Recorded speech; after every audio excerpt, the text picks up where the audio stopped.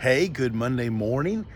Great day in the Lord's house yesterday. Enjoyed the sunrise service. We dodged raindrops. Had a great breakfast provided by the deacons and several others in our church that volunteered. Great musical presentation by the choir, and I enjoyed getting to preach. So, great day all the way around. Our last 2 days of readings in Exodus have come from Exodus 17 and 18. Great text for us to consider. Exodus 17 provides water from the rock. It also provides Aaron and Hur holding Moses' arm as Israel defeats the Amalekites. God gives a prophecy that the Amalekites will be utterly defeated. They won't survive the settling of the land of Canaan. And then you get to chapter 18, and chapter 18 has the wisdom of Moses' father-in-law Jethro.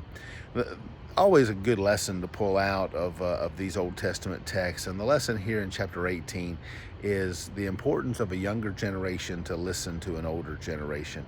Listen, the church is always, I don't mean the church at New Friendship, but God's church is always moving in a progressive direction. And I don't mean for progressive to sound like an evil thing. The bottom line is we can't do church like we did in the 50s because this is not the 50s. And the church, there's no business that I can think of, I'd have to scratch my brain, that has endured since the 50s on their business model. The Sears catalog has gone away. Downtown areas have gone away. There's been some revitalization. We've seen shopping malls gone away. And so things change. And as long as the gospel doesn't change and the truth doesn't change, there's nothing wrong with the church changing to fit the culture, at least in the culture that we're trying to reach. And that's not a compromising liberal position. That's just, doing what's necessary.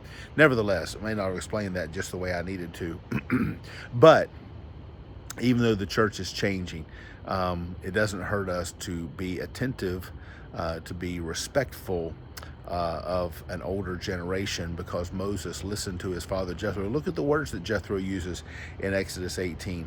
He says, "What you're doing to the people is not good." Moses said, "Well, I'm standing with the people before God. I'm giving them the ordinance of God." Jethro said, "You are responsible to be with God for the people, but you can't spend all your time with the people, or that won't give you the time for your own spiritual nourishment, for your own divine direction." And so we can take great wisdom from that, that while even as pastor shepherds, we're responsible to tend sheep, and we must spend time with sheep, but at the same time, what they said in Acts chapter 6, the apostles, we must give ourselves to prayer and the ministry of the word. And so we see a little model of that, a little type of that here in Exodus chapter 18. Nevertheless, have a great Monday for God's glory. I'm doing a funeral for the Parks family on Tuesday. Very few of you would know them, even in the New Friendship community. It's just a family in Walberg that I'm invited to serve. So pray for me as I serve them, and let's look forward to Wednesday night and Wednesday morning Bible study and Wednesday evening Bible study, including Wednesday night supper.